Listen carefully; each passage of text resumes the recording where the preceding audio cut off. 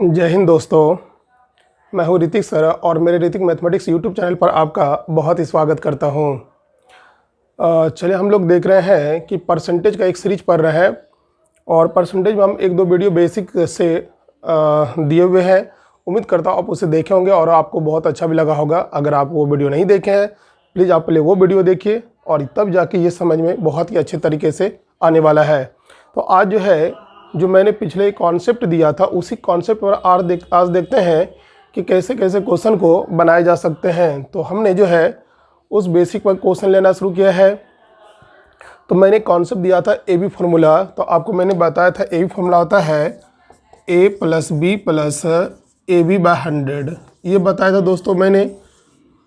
Increase होगा तो हम लोग प्लस लेंगे और डिक्रीज होगा तो हम लोग माइनस लेंगे, ये सिखाया था। इस पर देखते हैं आज कैसे कैसे क्वेश्चन बनाए जा सकते हैं।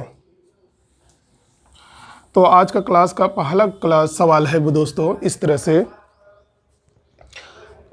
ए number is increase by 20% and then it is decrease by 10%।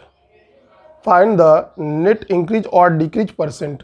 कहने का मतलब एक नंबर है पहले 20% का इंक्रीज हुआ है और उसके बाद फिर से 10% डिक्रीज हुआ है। एक नंबर है उसमें पहले 20% का इंक्रीज हुआ है, इंक्रीज होने के बाद 10% का डिक्रीज हुआ है। तो बोल रहा है बताइए कि उसका नेट इंक्रीज और डिक्रीज परसेंट में क्या होगा। मतलब रिजल्ट में बोल रहा है कि ओवरऑल कितना परसेंट का इंक्रीज या डिक्रीज होगा। तो हमने बताया था इस टाइप का क्वेश्चन होगा, ए बी फॉर्मूला से बना लीजिएगा तो डायरेक्ट बन जाएगा। दूसरा तरीका भी बताया था मैंने, तो देखते हैं।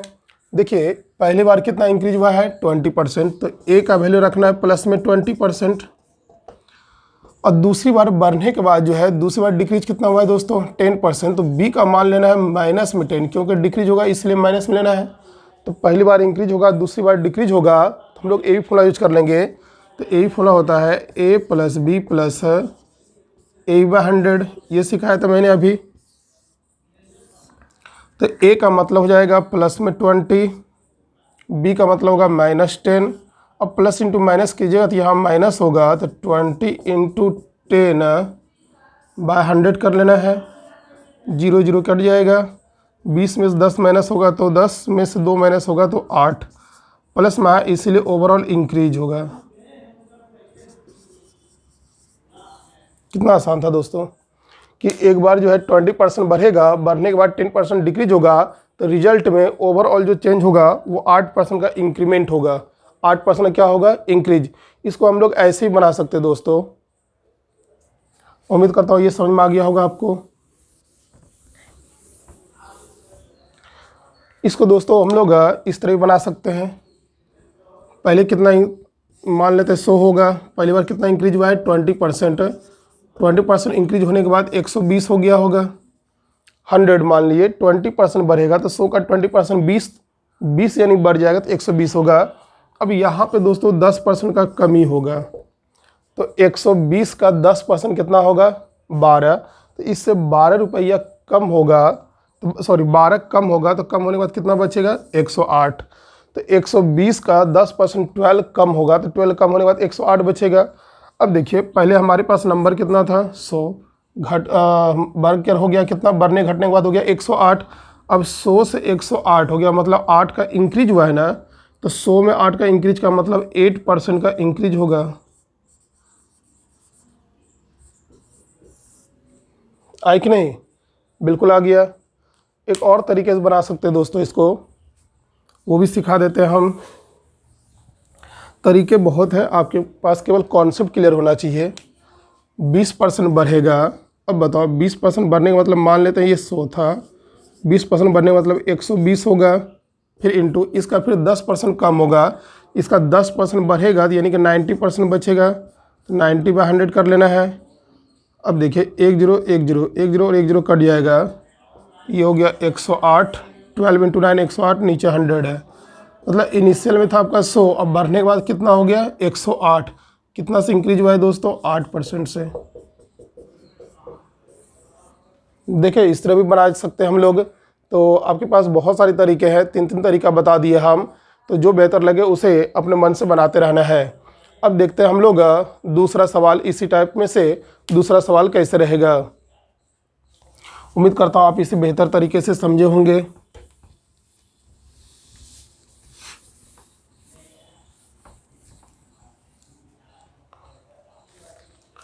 क्वेश्चन नंबर 2 दोस्तों, the price of an article is, the price of an article is reduced by 25%,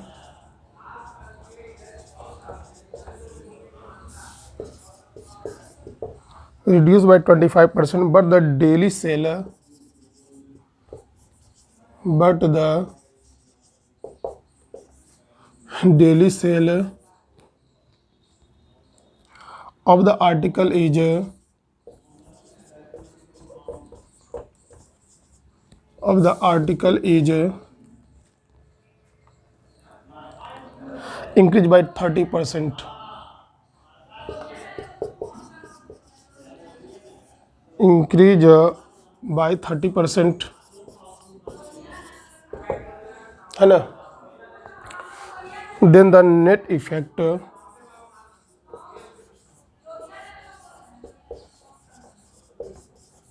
then the net effect on the daily sale is,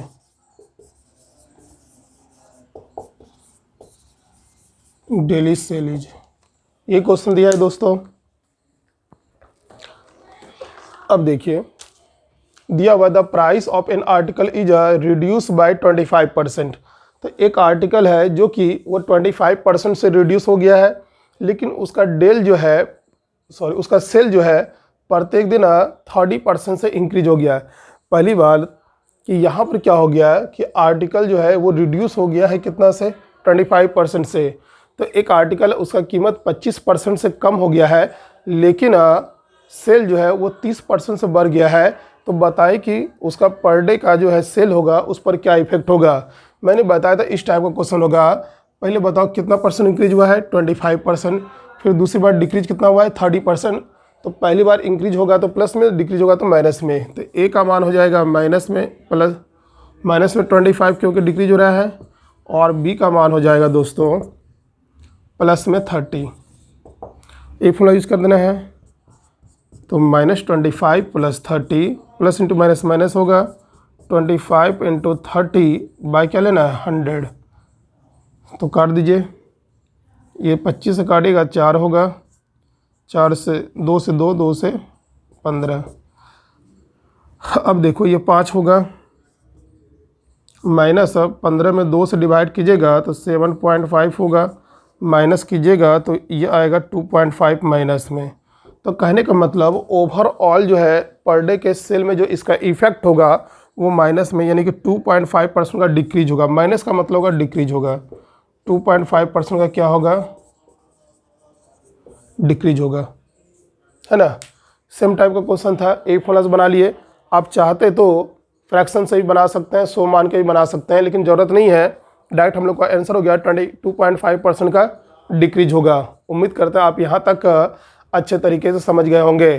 तो आज के क्लास का हम लोग लेते हैं तीसरा number.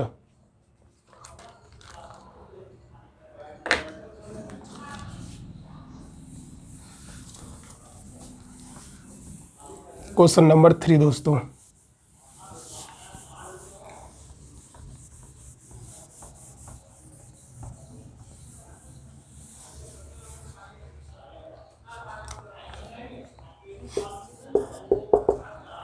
the price of an article, the price of an article was first increase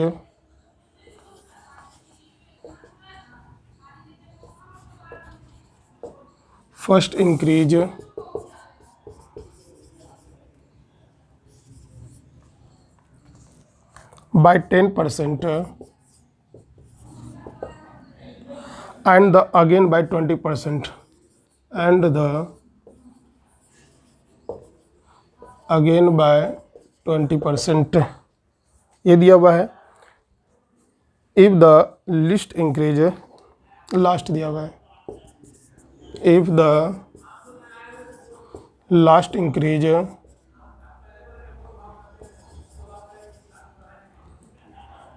increase price भी 33 rupees, then original price was, then original price was, ये दिया क्वेश्चन। अब देखिए यहाँ पर क्या है, the price of an article was first increase by 10% and again 20% if the last increase price भी 33 rupees the original price was. मतलब एक आर्टिकल का इनिशियल में जो भी कीमत होगा दोस्तों, एक आर्टिकल है उसका इनिशियल प्राइस जो भी होगा उसमें पहली बार 10% से इंक्रीज होगा, उसके बाद 20% से जो है इंक्रीज होगा। तो पहली बार 10% इंक्रीज होगा, दूसरी बार 20% का इंक्रीज होगा। इस तरह से लास्ट बार बढ़ने के बाद 33 हो जाएगा। जो भी इनिशियल में आर्टिकल कीमत होगा पहले बढ़ेगा 10%, उसके बाद 20% बढ़ने के बाद कीमत 33 होगा। तो बताइए ओरिजिनल प्राइस क्या होगा। देखिए इसको ए बी से भी निकाल सकते हैं, फ्रैक्शन से भी निकाल सकते हैं। तो फ्रैक्शन से निकाल लेते हैं। पहले हम मान लेते हैं इसका कीमत इनिशियल में 100 होगा। कितना होगा 100। तो पहली बार कितना इंक्रीज हुआ है 10%, तो 10% बढ़ने मतलब 110 होगा, है ना। दूसरी बार जो है फिर इसका 20% बढ़ेगा, तो यानी कि 120 हो जाएगा बढ़ने के बाद दोस्तों, है ना, 120 हो जाएगा। इसको कैलकुलेट कर लेते हैं। तो ये 0 से 0 कट जाएगा, 1 0 यहाँ 1 0 यहाँ कट जाएगा। तो मल्टीप्लाई कीजिएगा, 12 गुना 11 हो जाएगा 132। अब 12 हो जाएगा 100, यही होगा। अब बताओ यहाँ पर 133 जो है बढ़ने के बाद हो गया, लेकिन बढ़ने के बाद कितना हो गया दोस्तों 33 रुपया। तो 132 का मान 33 होगा, तो 100 का मान हम लोग को फाइंड करना है। तो ऐसा करो 132 में अगर 33 से डिवाइड कीजिएगा, सॉरी 132 का मान 33 दिया, तो 1 का मान लाने के लिए 33 में 132 से डिवाइड कर दो। अब 1 का मान आ गया, 100 का मान लाने के लिए किससे मल्टीप्लाई करना है 100 से, काट दो, 4 बार में कट जाएगा, 4 से डिवाइड कीजिएगा तो 25। मतलब इनिशियल का जो प्राइस होगा वो 25 रुपीज़ होगा। इनिशियल का प्राइस कितना होगा दोस्तों 25। उम्मीद करता हूँ आप समझ गए होंगे। इसको हम दूसरे तरीके से भी बता देते हैं, आसान था। दूसरा तरीका था ए बी फॉर्मूला से। पहली बार इंक्रीज हुआ है कितना 10, दूसरी बार कितना इंक्रीज हुआ है 20। तो ए फॉर्मूला यूज कर लेंगे, 10 × 20 बाई कितना 100। 0 0 कट गया तो हो गया 30 और 2 32% हो गया ओवरऑल बढ़ने के बाद। अब बताओ ओवरऑल बढ़ने के बाद 32% हो गया, तो 32% बढ़ने के बाद हो कितना जाएगा 132 हो जाएगा। अरे होगा कि नहीं। तो 132% हो गया बढ़ने के बाद, लेकिन बढ़ने के बाद हुआ है कितना 33। तो बताओ कि इनिशियल में क्या होगा। तो इनिशियल जब भी प्राइस होगा वो 100% होगा। 132% का मान 33 होगा, तो 100% का मान क्या होगा दोस्तों। तो 100/132 × 33, देखो वही चीज़ आया ना। इसको काटेगा 4 बार में कट जाएगा, और 4 से डिवाइड कीजिएगा तो ये 25 आएगा। यानी कि कीमत कितना हो जाएगा 25। इनिशियल में 25 था, 10-20% बढ़ने के बाद जो है 33 हो गया। तो इनिशियल में कीमत कितना होगा 25 का। तो आप भी इसको अच्छे तरीके से समझ गए होंगे। तीसरा हो गया सवाल। उम्मीद करता हूँ आप लिख भी लिए होंगे, समझ भी गए होंगे। अब देखते हैं हम लोग क्वेश्चन नंबर 4 की ओर। इसी टाइप का एक और क्वेश्चन ले लेते हैं दोस्तों।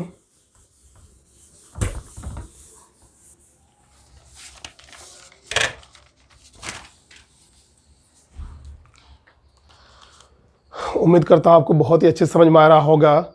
एक ही टाइप का क्वेश्चन हम लिए हुए हैं, एक टाइप का क्वेश्चन है, एक वीडियो में दे देंगे ताकि आपको समझना और बनाना बहुत ही आसान हो जाएगा।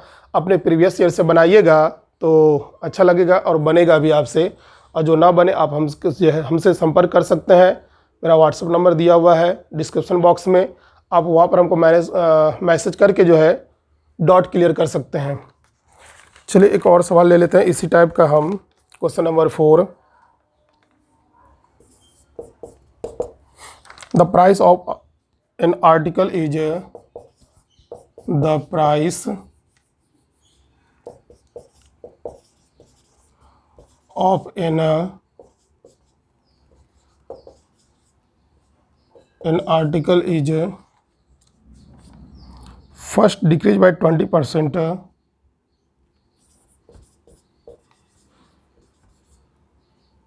first decreased by 20% and then increased by 30% and then increased by 30% if the resulting price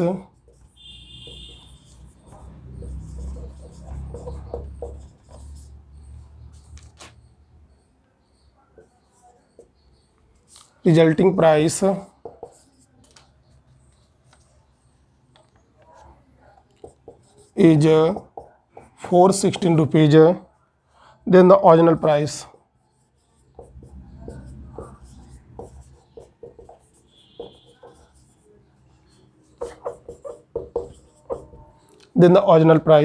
देखिए दोस्तों, फिर से उसी टाइप का एक क्वेश्चन ले लेते हैं। The price of an article is decrease bye 20%। एक आर्टिकल की कीमत 20% से कम हो गया, उसके बाद 30% से बढ़ गया, पहले 20 से कम हो गया फिर 30% से बढ़ेगा, इस तरह से उसका रिजल्टिंग नंबर हो गया, बढ़ने के बाद या घटने के बाद हो गया 416, घटने और बढ़ने के बाद 416 हो गया, तो ओरिजिनल प्राइस क्या होगा, हमको ओरिजिनल में निकालना है। देखते हैं, तो पहले 20% बढ़ गया, कम हो गया, तो 20% कम होने के बाद 80% बचेगा दोस्तों, 80/100 होगा।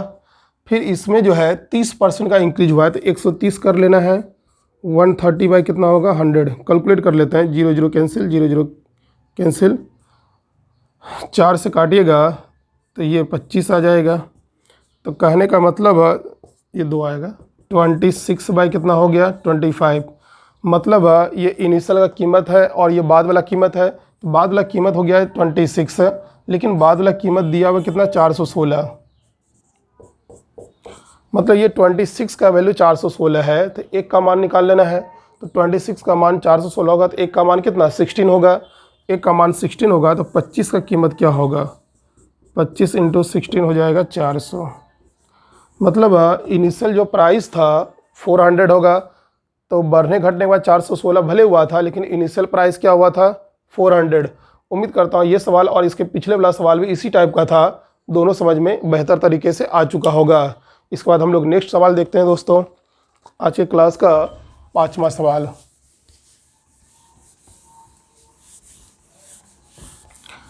उम्मीद करता हूँ बहुत ही आपको मज़ा आ रहा होगा।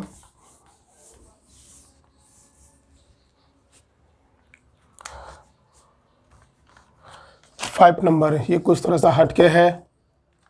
ए number is increase by 20%, a number is increase by 20% and then again by 20% and then again by 20%,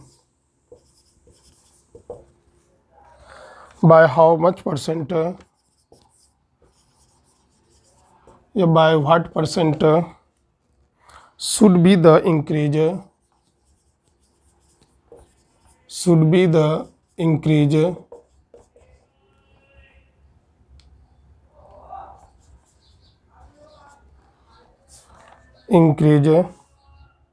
number be reduced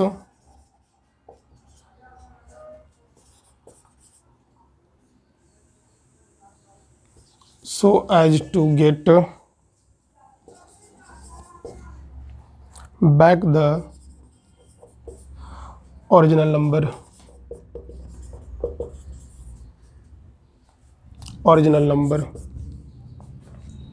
यही है दोस्तों सवाल कि एक नंबर पहले 20% से इंक्रीज हो गया, उसके बाद दूसरी बार भी 20% से इंक्रीज हो गया, तो इसमें कितना परसेंट बोला, by what percent should be the increase number be reduce so that so as to get back original number. कहने का मतलब एक नंबर है, उसमें 20% इंक्रीज हो गया, फिर उसमें 20% इंक्रीज हो गया, 2 बार इंक्रीज हो गया, तो इस तरह से बढ़ने के बाद जो नंबर हो गया वो जो है वापस आने के लिए, ओरिजिनल नंबर पर वापस आने के लिए कितना परसेंट की कमी करना होगा, रिड्यूस करना होगा, यही है। पहले केस में क्या है कि 20% बढ़ गया, दूसरी बार 20% बढ़ गया, तो ओवरऑल कितना बढ़ गया दोस्तों, ये भी फॉर्मूला से निकाल सकते हैं आप, मतलब 44% का इंक्रीज हो गया। अब देखिए नंबर कितना रहा होगा, 44% बढ़ने के बाद कितना हो गया होगा, 144 हो गया होगा। 44% बढ़ने के बाद कितना होगा, 144। अब बताओ आपको अभी जो है बढ़ने के बाद 144 हो गया है, तो 144 से वापस आना है ओरिजिनल नंबर पर, यानी 100 पर आना है। तो 144 से वापस 100 पर आइए, तो कितना कम करना होगा, 44। किस पर कम करना होगा, इधर से, तो इसके रिस्पेक्ट में निकालना है। 44/144 इंटू 100 सॉल्व कर लेना दोस्तों, जो भी आएगा आंसर होगा। तो कहने का मतलब था कि यहाँ पर 44% बढ़ गया, तो वापस ओरिजिनल नंबर लाने के लिए कितना परसेंट की हम लोग को कमी करनी होगी। उम्मीद करता हूँ इसको समझ गए होंगे। इसको हम 100 मान के भी बना देते हैं आपको दोस्तों, हालांकि फ्रैक्शन से भी बना सकते हैं हम लोग। मान लेते हैं इनिशियल नंबर 100 होगा, पहले 20% बढ़ेगा तो बढ़ने के बाद 120 होगा, फिर यहाँ से 20% बढ़ेगा तो 120 का 20% निकालेगा तो 120 का 20% निकालेगा तो 24 होगा। तो यहाँ से 24 बढ़ेगा तो बढ़ने के बाद कितना हो जाएगा, 144। अब देखो 100 था, 20 और 20% इंक्रीज होने के बाद 144 हो गया। तो कहने का मतलब ये 144 पर हम खड़े हैं, तो 144 से वापस आना हमको 100 पर, तो कितना रिड्यूस करना है, 44 ही तो रिड्यूस करना है, 44 को रिड्यूस करना है, किस पर रिड्यूस करना है, इसके रिस्पेक्ट में, यानी कि ये हो जाएगा 144% लाने के लिए 100% से मल्टीप्लाई कर दीजिए, जो भी आएगा आंसर। हालांकि 4 से कट जाएगा 11, 4 से काटेगा तो 36 बार में कट जाएगा। तो देख लीजिएगा, इतना सा तो आप कर ही सकते हैं। उम्मीद करता हूँ आप इसे बहुत ही अच्छे तरीके से समझे होंगे। तो 2 3 4 सवाल लिए हैं आज, 5 सवाल एक और ले लेते हैं, बहुत ही अच्छा सवाल है, इसी टाइप का क्वेश्चन है।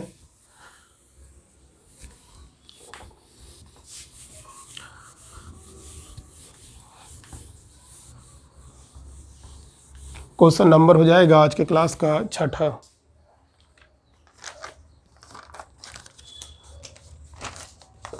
सारा क्वेश्चन प्रीवियस ईयर में पूछा हुआ है दोस्तों। A number is increase by x%।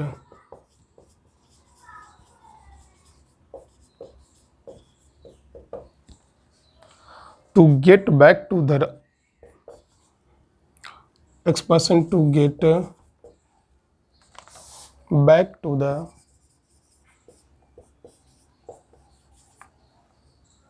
original number,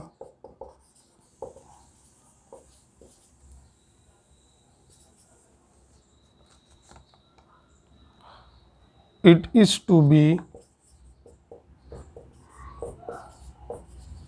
reduced by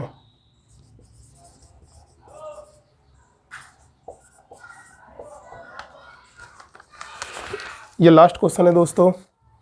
देखो दिया हुआ है ना, a number is increase by x%, एक नंबर x% से इंक्रीज हो गया है, तो बोल रहा है to get back to the original number it is to be reduce by. तो ओरिजिनल नंबर आने के लिए कितना परसेंट की कमी करना होगा, पहले तो x% बढ़ गया, तो वापस आने के लिए कितना परसेंट की कमी करना होगा। देखिए मान लेते हैं 100 होगा, ओरिजिनल नंबर 100 होगा, x% बढ़ेगा यानी x बढ़ जाएगा, तो x बढ़ेगा तो 100 प्लस क्या हो जाएगा दोस्तों, x हो जाएगा। अब बताओ 100 से बढ़कर हो गया 100 प्लस x हो गया। अब बोल रहा वापस ओरिजिनल नंबर लाने के लिए कितना कम करना होगा, अभी 100 प्लस x है, आपको 100 लाना होगा, तो x माइनस करना होगा, तो x की कमी करना होगा, तो किस पर कमी करना होगा, इस पर। तो x की कमी करना होगा 100 प्लस x पर, परसेंटेज लाने के लिए किससे मल्टीप्लाई, 100 से। तो ये हो जाएगा हम लोग को दोस्तों 100x बाय 100 प्लस x%।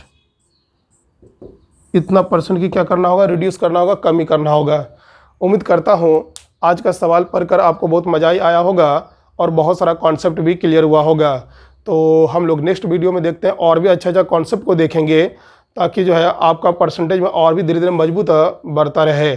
तो मिलते हैं हम लोग नेक्स्ट वीडियो में, तब तक के लिए जय हिंद, धन्यवाद, थैंक यू।